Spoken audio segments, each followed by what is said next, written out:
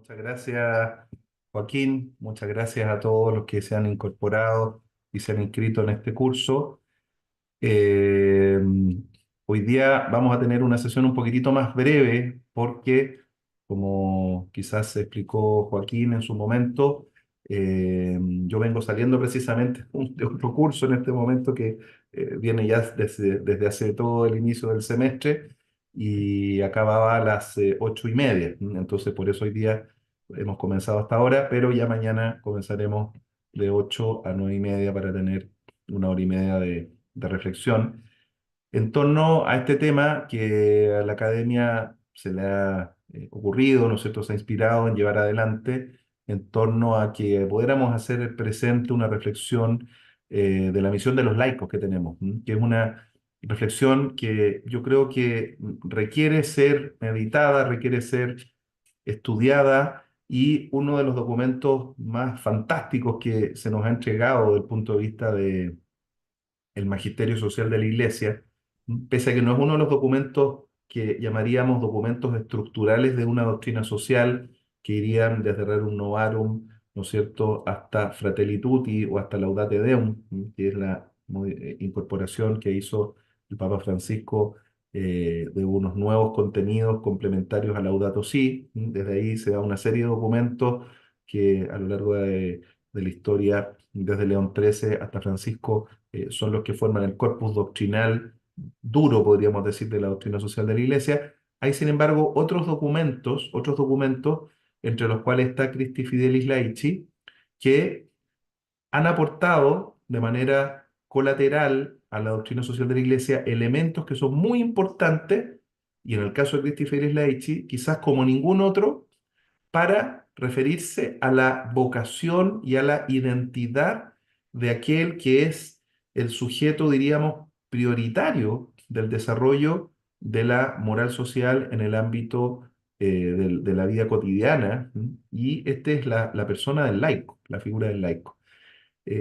Por lo tanto, este es un análisis que vamos a hacer durante esta semana que me parece muy apasionante, muy importante, porque ojalá podamos, como dice el título, ¿no es cierto?, reflexionar sobre esta misión que tenemos los laicos en el mundo moderno para lograr los adecuados ajustes y distinciones. A veces los laicos piensan que están siendo más laicos cuando le están quitando preponderancia a los clérigos, en el ámbito litúrgico, en el ámbito que no corresponde a la vida laical, ¿m? Y otras veces se piensa que yéndose hacia un extremo de carácter muy secularizante, muy metido en dimensiones intramundanas, perdiendo de vista esa raigambre y esa dimensión de intimidad que es importante que tenga un laico también con la experiencia espiritual, ¿no es cierto?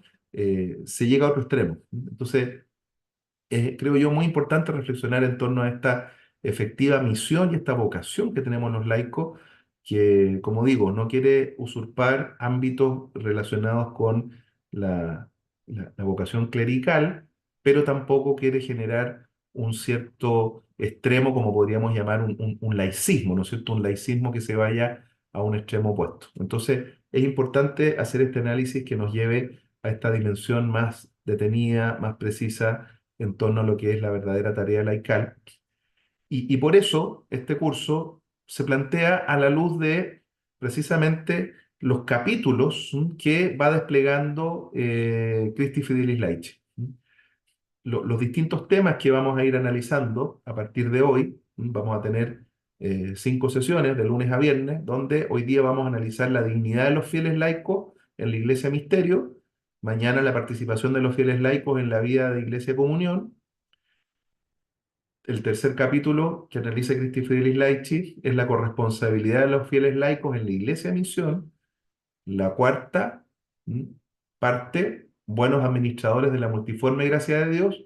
Y en quinto lugar, la formación de los fieles laicos, que es una de las cosas que en el fondo estamos realizando hoy a través de este curso que estamos comenzando, donde nos estamos precisamente formando para entender nuestra tarea. Y me parece que es una dinámica, la de estos 5 días que vamos a tener, muy rica, que les va a ayudar a ustedes y desde ya los invito, por lo tanto, a preparar cada una de las sesiones con la lectura de estos capítulos, porque vamos a terminar habiendo analizado de manera, creo yo, bastante profunda en qué consisten los contenidos de Christi Fidelis Laici, que como podríamos reconocerla también, es una cierta carta de identidad, ¿no es cierto?, respecto a lo que es la tarea y la misión de los laicos en nuestra vida habitual.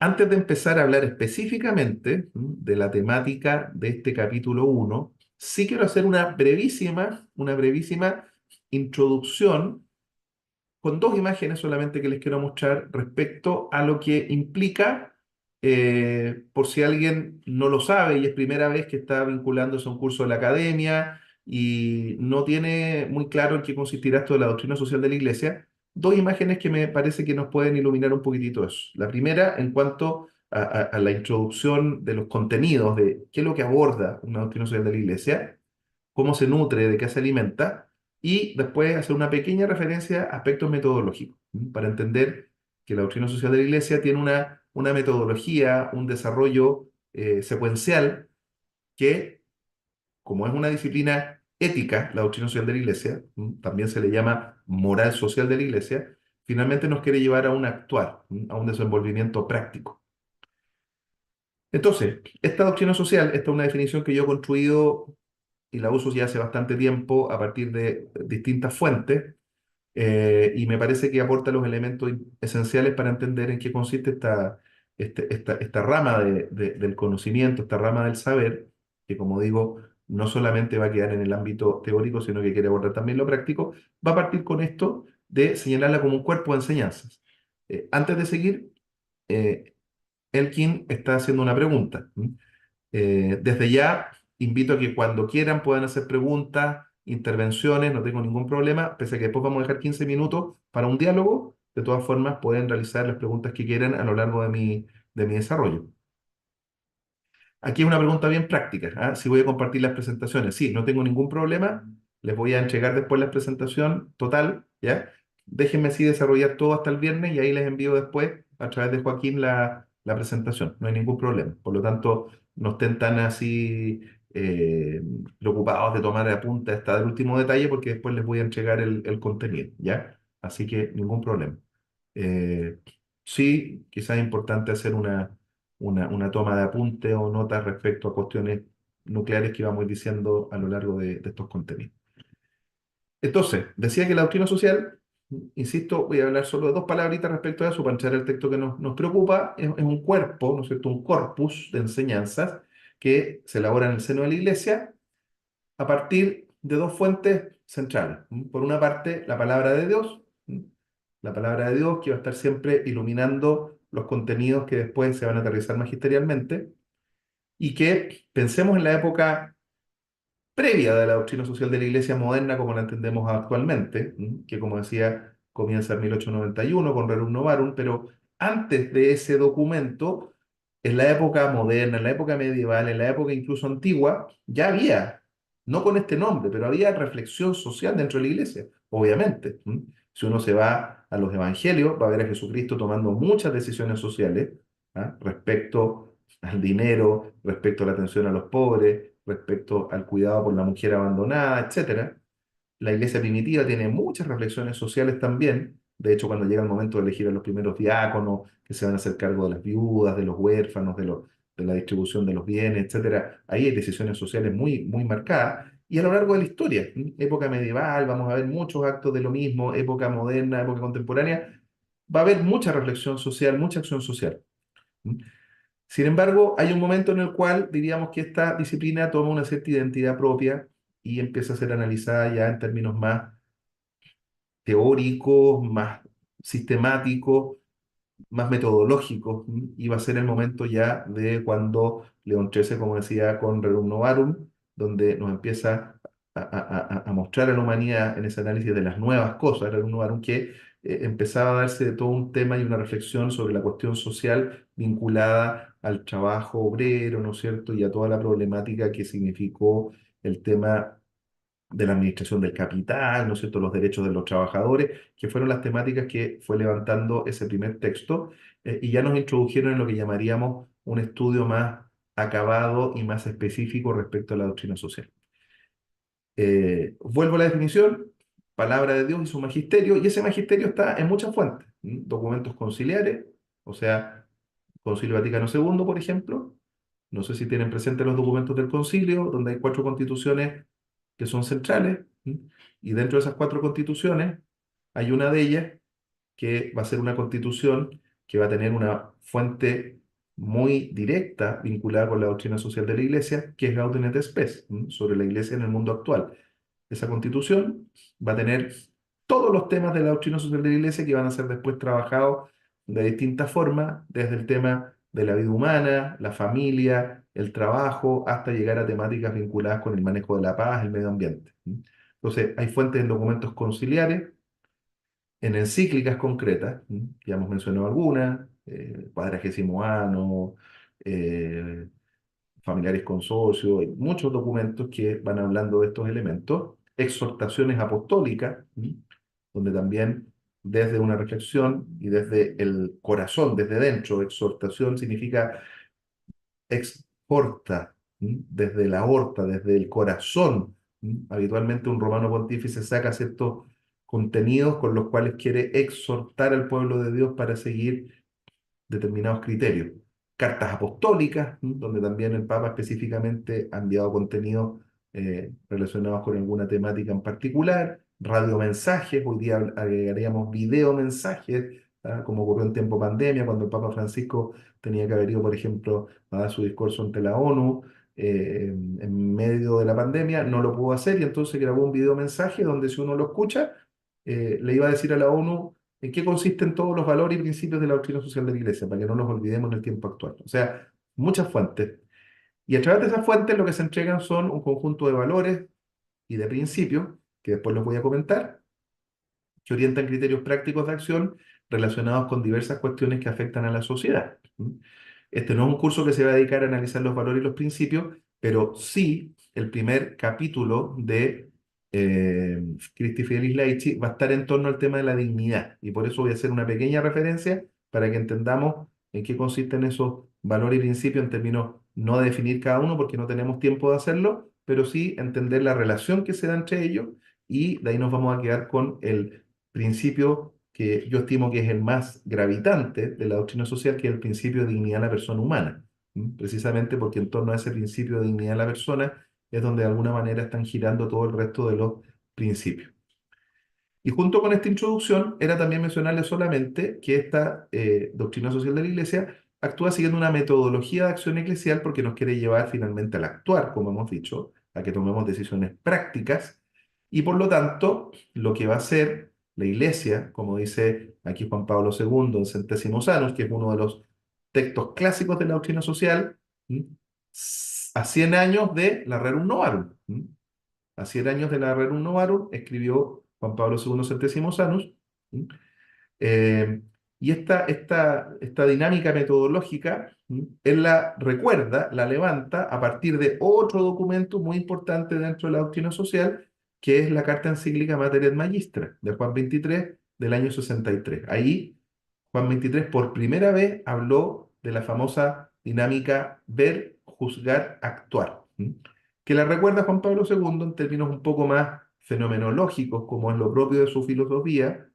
Juan Pablo II fue un gran teólogo y también un gran filósofo, donde dijo ahí que la Iglesia hace oír su voz ante determinadas situaciones humanas, individuales y comunitarias, nacionales e internacionales, para las cuales formula una verdadera doctrina, un corpus que le permita analizar las realidades sociales. Ahí tendríamos el ver, analizar las realidades sociales, pronunciarse sobre ellas. La Iglesia y la doctrina social no se pronuncia sobre ellas de manera antojadiza, sino que se pronuncia haciendo un juicio de valor y de principios. Por eso va a ser tan importante el comentario a los valores y principios. Y dentro de los principios vamos a tener el principio de dignidad de la persona humana. Y tercero, actuar, dar orientaciones para la justa solución de los problemas derivados de las mismas.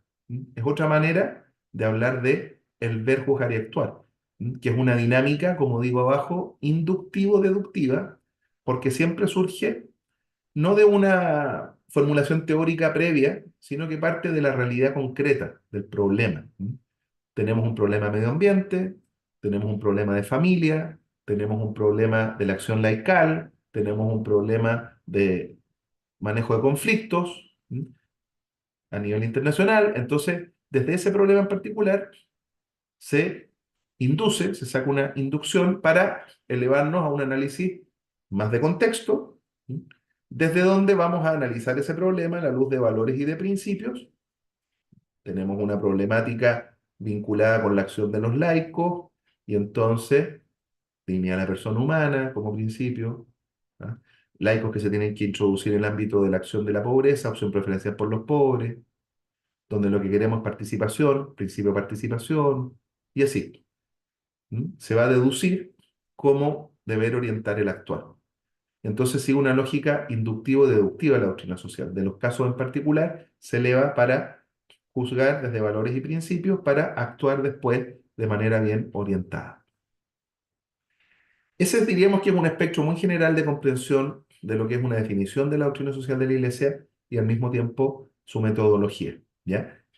Y ello tengámoslo presente a lo largo de todo este curso para y comenzar a analizar este documento tan importante, como he dicho, para la formación laical, Christi Fidelis Laici, que hoy día va a tocar este primer capítulo, después de una introducción que hace el Papa Juan Pablo.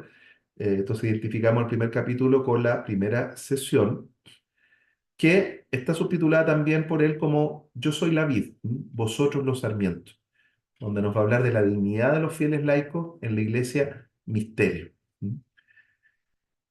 El misterio de la viña de Dios, donde nos ha llamado a participar, ¿no es cierto? Pero una viña donde los sarmientos tenemos que estar unidos a la vid, y todos los sarmientos unidos a la vid van a ser un signo de ese llamado también pueblo de Dios, que es un término que es propio del periodo eclesial en el que estamos. Es un término que surgió desde el Concilio Vaticano II y fue proyectado en distintos ámbitos eclesiales, y uno de ellos, por ejemplo, muy importante, el Código de Derecho Canónico, donde se incorporó un segundo libro.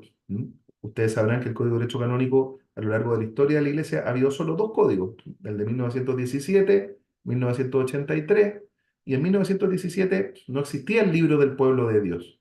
El Código de 1983, que se redactó a partir del Concilio Vaticano II, incorporó un libro que se llama Pueblo de Dios, que es como dicen los especialistas, la espina dorsal del Código de Derecho Canónico, que se demoró desde el año 65 hasta el 83 en redactarse, porque el Concilio Vaticano II incorporó una nueva eclesiología, una nueva forma de interpretar nuestra vida al interior de la Iglesia, que hasta antes del concilio se veía la Iglesia como una sociedad jurídicamente perfecta, muy estratificada, y el Vaticano II, llevándonos a la experiencia de la Iglesia primitiva, quiso que la Iglesia se entendiera más que como una sociedad jurídicamente perfecta, como una iglesia comunión, ¿m? Donde, llamados todos por el bautismo a la santidad, pudiéramos, el laico en lo suyo, el clérigo en lo suyo, el religioso, la religiosa en lo suyo, ser todos llamados a la santidad sin dar tanta importancia a esta dimensión jerárquica, ¿ya? Por lo tanto, ya la iglesia se dejó de ver como una sociedad jurídicamente perfecta, de una especie de pirámide que va hacia arriba, sino que se empezó a ver de una manera más hacia los lados, ¿ah? En una horizontalidad, donde cada uno de los miembros de la iglesia, según su propio carisma o su propio ministerio, están todos llamados al mismo fin, a la santidad. Por lo tanto, tanto el Papa Francisco como yo, siendo un profesor laico, estamos llamados a lo mismo, ¿ah? No queda la santidad relegada solamente para los clérigos que estaban arriba de la pirámide y abajo los laicos cumpliendo tareas secundarias, muchas veces sin tener en vista que estamos llamados a la santidad. Yo como profesor universitario, enseñando estas materias, enseñándole a mis alumnos, como padre de familia, en mi vida familia, estoy llamado a la santidad, que es el fin hacia el cual está llamado cualquier cristiano, sea laico o sea clérigo. Y eso se quiere realzar especialmente en el Concilio Vaticano II, y una muestra de eso, como digo, es el realce que se hace también en el Código de Derecho Canónico al plantear este libro del pueblo de Dios. que quiere mostrar una igual dignidad para todos los fieles, ¿ya? Independientemente del puesto jerárquico que ocupe en la iglesia. Tema muy importante. Entonces, este misterio del pueblo de Dios, que lo menciona Juan Pablo II, está en esta lógica de entender cuál es el rol que yo tengo como sarmiento al interior de la vida. ¿Cuál es el rol que tengo como sarmiento siendo laico? Y fíjense que es muy bonita la figura, porque si ya han leído, se han adentrado en lo que es el contenido de la Christi Fidelis Laici, es precisamente la figura que emplea el Papa Juan Pablo II para explicar el rol que estamos llamados a tener los laicos al interior de la vida de la Iglesia. Los laicos al interior de la vida de la Iglesia estamos como ningún otro, ¿m? Como ningún otro, mucho más que los religiosos y religiosas, y mucho más que los clérigos, ¿ah? Mucho más que los clérigos, a ser los ejecutores de esto que llamamos delante doctrina social de la Iglesia, que explicitamos que está llamada a desarrollarse con esta metodología del ver, juzgar y actuar. Hay un documento muy importante que se conoce poco, ¿m? Que se llama Dignitatis Consciencia, y otro Dignitatis Nuncius, que fueron dos documentos de la década de los 80 que se entregaron por parte de el Papa Juan Pablo II a la Iglesia en un momento en el cual había una necesaria clarificación que había que dar respecto a la manera de entender lo que en ese momento estaba significando la influencia de la teología de la liberación dentro de la Iglesia. Y entonces se aprovechó por parte del Papa de dar ahí algunas eh, explicitaciones que clarificaran el rol de los distintos responsables de la vida de la Iglesia, clérigos por un lado y laicos por otro. Y en ese documento dice que no le toca a los pastores el llevar a cabo la internalización de los criterios de la doctrina social de la Iglesia en las tareas habituales que implica la vida política, la familia, el ámbito del trabajo, porque no son ámbitos en los cuales se desarrollan los clérigos, sino que son ámbitos en los cuales estamos funcionando los laicos. ¿Sí? Y por lo tanto, en ese contexto de vida laical, esta doctrina social de la Iglesia es muy importante de ser aterrizada por cada uno de nosotros en esas tareas específicas que nos va a tocar en nuestro cotidiano vivir, en ese ámbito de la vida secular, ¿sí? En el cual nos vamos desarrollando con distintas tareas profesionales, académicas, políticas, familiares, deportivas, organizacionales, que no es el ámbito en el cual los clérigos han de participar directamente. Ellos están para el ámbito fundamentalmente de la liturgia, de la santificación, de la enseñanza magisterial, y por lo tanto nosotros como laicos estamos llamados a aplicar y a proyectar esta dimensión en los ámbitos particulares donde nos toca desarrollarnos. Y es aquí donde esta relación que yo les decía de eh, ver, juzgar, actuar, donde juzgamos con valores y principios que recíprocamente se iluminan, ¿ah? Los valores y los principios que vamos a mostrar a continuación de la doctrina social de la Iglesia, no es que se relacione un valor con un principio en particular, sino que los valores se relacionan entre sí y se relacionan con los principios que a su vez se relacionan entre sí. Forman entre todos ellos un sistema de interrelaciones. Y ese sistema de interrelaciones recíproco es lo que nos van a llevar finalmente a orientar el deber, a orientar el actuar, las formas de actuación que nosotros podemos desarrollar. Entonces, desde los valores van a surgir principios de la doctrina social de la Iglesia, y estoy haciendo esta segunda introducción, después de la que hicimos de doctrina social en general, ahora esta, que tiene que ver con valores y principios, porque precisamente este primer capítulo de Christi Fidelis Laici quiere resaltar justamente esta dimensión de la dignidad. Precisamente se llama, ¿no es cierto?, este capítulo, vosotros sois la vid, yo soy la vid, vosotros sois los sarmientos, la dignidad de los fieles laicos en la iglesia misterio, ¿m? Que es así como se tituló la sesión de hoy día. ¿Dónde entra esta dignidad? En la comprensión de la doctrina social de la iglesia, entra como primer principio. ¿M? Si ustedes ven la lista de los términos que están en amarillo en la imagen, todos esos son principios de la doctrina social y los que están en blanco son valores. El valor de la verdad, de la libertad, de la justicia y la caridad. Y 7 principios: dignidad de la persona humana, bien común, destino universal de los bienes, subsidiariedad, participación, solidaridad y opción preferencial por los pobres. Todos esos principios, como he dicho, están concatenados. Es muy bello explicar la relación que se da entre ellos. Yo no lo voy a hacer porque aquí tenemos otra finalidad, otro objetivo en este curso, pero sí voy a señalar cuestiones relacionadas específicamente con la dignidad, ¿m? Porque precisamente esta dignidad de los fieles laicos de la Iglesia Misterio es lo que, en primer lugar, desarrolla el Papa Juan Pablo II en este documento, en esta carta encíclica, ¿no es cierto? O más bien es una exhortación apostólica, como hemos dicho, sobre la vocación de los laicos en la Iglesia y en el mundo. Dentro de todos esos tipos de documentos, algunas eran encíclicas y otras decíamos que son exhortaciones apostólicas, y esta es una exhortación apostólica. Las exhortaciones, como decían antes, surgen desde este como evocación del corazón, de este ánimo que tiene el Santo Padre, desde dentro de sí, desde su aorta, desde su interioridad, manifestar a la humanidad elementos esenciales. ¿M? Y habitualmente una exhortación apostólica surge después de lo que ha sido un sínodo, en el cual se ha reflexionado fuertemente sobre determinados contenidos, y específicamente este documento surge a partir del sínodo que previamente se hizo en relación a lo que iba a ser el ejercicio de la vida laical.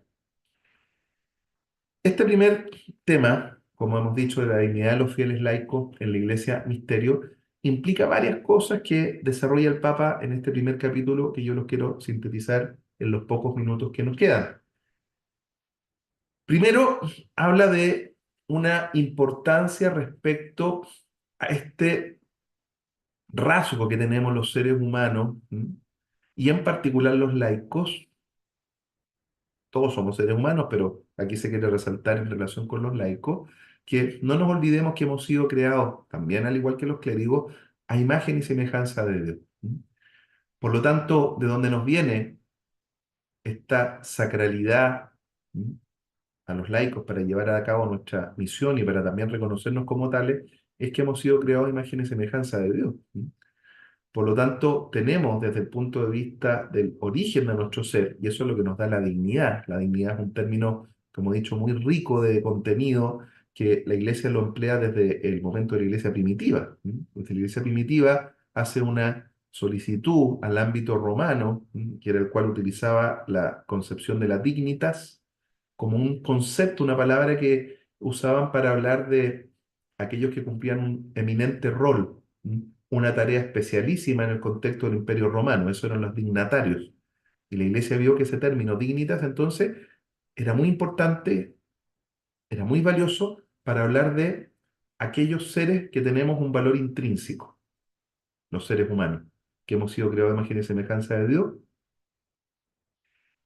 y que tenemos una nota de eminencia, de superioridad, de distinción en relación a todos los otros seres, todos los otros animales, vegetales. ¿eh? Nos distinguimos de ellos porque tenemos notas especialísimas: inteligencia, voluntad, capacidad de amar. Hemos sido creados a imagen y semejanza de Dios. ¿Mm?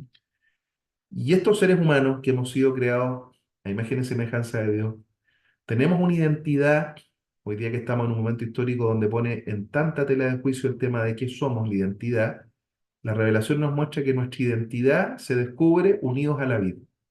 Unidos a la vid, que es lo que nos confiere efectivamente esa dignidad, ¿no es cierto?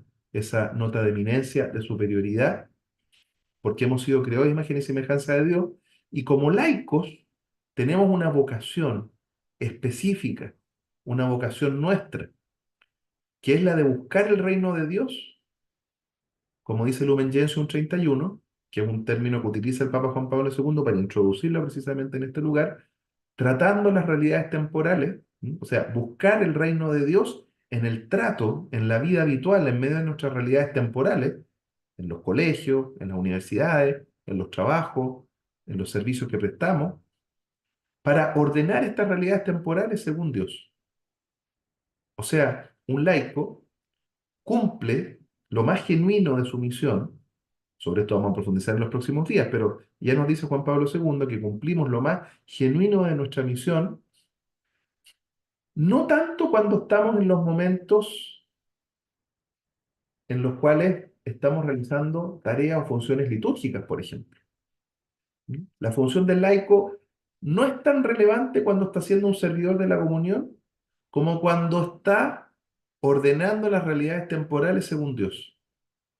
Cuando está ejerciendo un trabajo en el cual reconoce y trabaja y demuestra la dignidad en el trato con las personas. Cuando desarrolla otro de los principios que mostrábamos delante, que es la opción preferencial por los pobres, y dedico mi tiempo a eso. ¿Mm? O cuando motivo a que tiene que haber una redistribución de los ingresos para vivir el destino universal de los bienes. O sea, un laico, una laica, en la medida que ordena las realidades temporales según Dios, está de alguna manera cristificando, está trayendo este reino de Dios al mundo para que pueda ser reconocido en el ámbito de las relaciones interpersonales en las cuales Él está. Y para que esto se haga de manera profunda, efectiva, y no se nos olvide que estamos llamados a ser hijos en el Hijo, es muy importante entender que hay un sacramento que el que a los laicos nos ha dado fundamentalmente esta capacidad para llevar a cabo esta tarea, y es el cual Juan Pablo II analiza en este primer momento, ¿no es cierto?, en este primer capítulo, que es el sacramento que, como decía adelante, bajo la dimensión del principio de igualdad, dignidad de todos los fieles, nos asemeja, que es el sacramento del bautismo.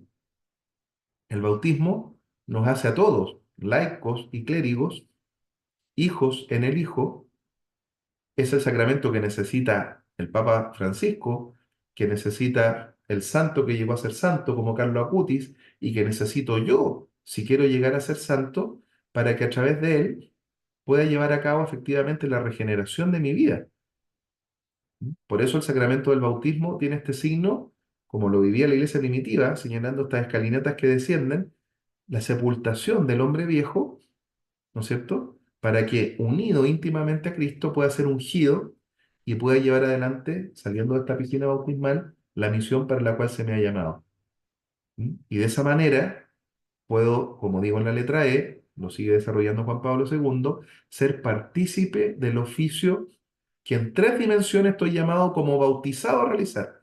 Todo bautizado, sea laico o sea clérigo, como ustedes sabrán, tiene una triple misión: ser sacerdote, profeta y rey.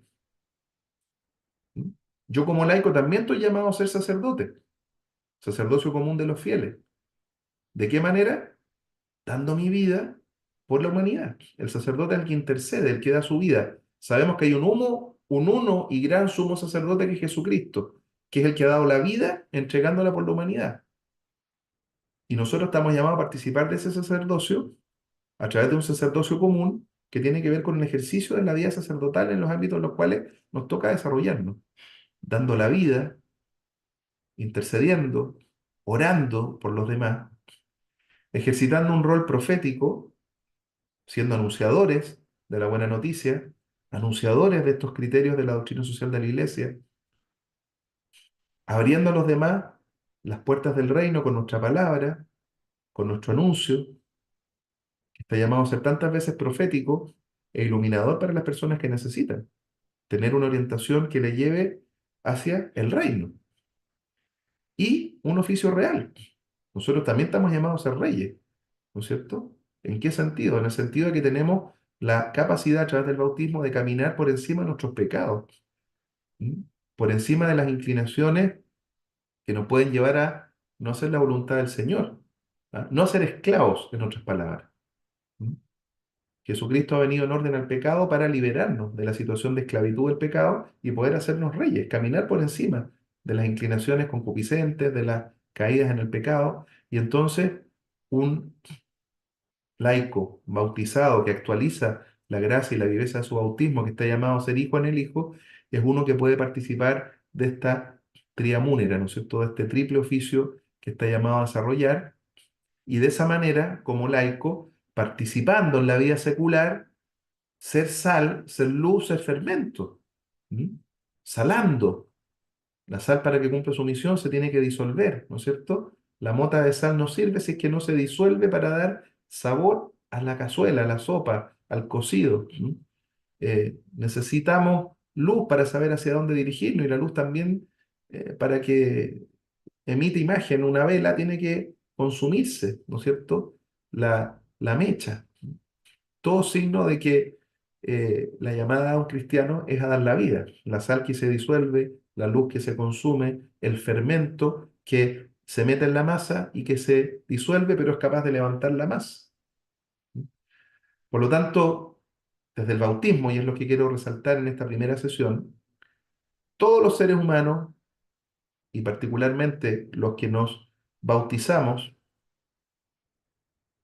y a la postre seamos laicos o seamos clérigos, y concretamente en el caso de los laicos, a través del bautismo, llamados a vivir una inmersión en las realidades seculares, estamos llamados a ser sal, luz y fermento y a ser ejercitadores de este oficio sacerdotal, profético y real, que es el que nos asemeja, nos cristifica, ¿m? Nos hace uno como hijos en el Hijo para cumplir efectivamente esta tarea de, unidos a la vid, llevar a cabo nuestra misión. De aquí, y con esto ya voy a ir terminando, para que después tengamos 15 minutos de reflexión, de preguntas, de comentarios que quieran hacer. Esta dignidad intrínseca que tenemos como personas humanas y específicamente en nuestra tarea como laicos, ¿m? Donde la Iglesia, como digo acá, ve en cada ser humano la imagen viva de Dios mismo, que encuentra su razón de ser en este misterio de Cristo, que es la imagen perfecta de Dios, porque revela a Dios al hombre, ¿no es cierto? Y revela el sentido y la vocación del ser humano en sí mismo, ¿m? Porque si hay alguien que está perdido en cuanto a qué significa ser humano, que mira a Jesucristo, ¿no es cierto? No lo decía porque no tenía tiempo en un principio para hablar de estos elementos, pero además de todos estos principios y valores clásicos de la doctrina, hay otros principios anteriores que llamaríamos principios metadoctrinales y uno de ellos, el principio, ¿no es cierto?, de la cristificación o el principio cristológico respecto a la manera como se nos invita a comprender la relación entre Cristo y el ser humano a través de la doctrina social. ¿Eh? Y es que Jesucristo, el Hijo del Padre, ha entrado en nuestra propia historia, se ha hecho uno con nosotros y por lo tanto no es que tengamos que acudir a un mero relato por escrito que nos diga cómo debiéramos orientar nuestra vida social. Basta con que miremos a Jesucristo, cómo ha vivido en los años de su vida pública y también de su vida privada, porque ahí podemos ver las actitudes de un Jesús hijo, de un Jesús que va aprendiendo y va creciendo en sabiduría, y después un Jesús en la vida pública que va tomando también muchas decisiones respecto a la vida social. Y por lo tanto, ese principio cristológico de la doctrina social implica que mirar a Jesucristo en medio de la historia nos da muchas claves para entender el modo como nosotros, tanto clérigos como también laicos, debiéramos incorporar esos criterios de decisión de Cristo en nuestra vida cotidiana. Esta dignidad, esta dignidad, y aquí voy a terminar con esta mención a estos puntos solamente, implica que la persona humana en sus interrelaciones personales vamos a entenderla como protagonista de la vida social.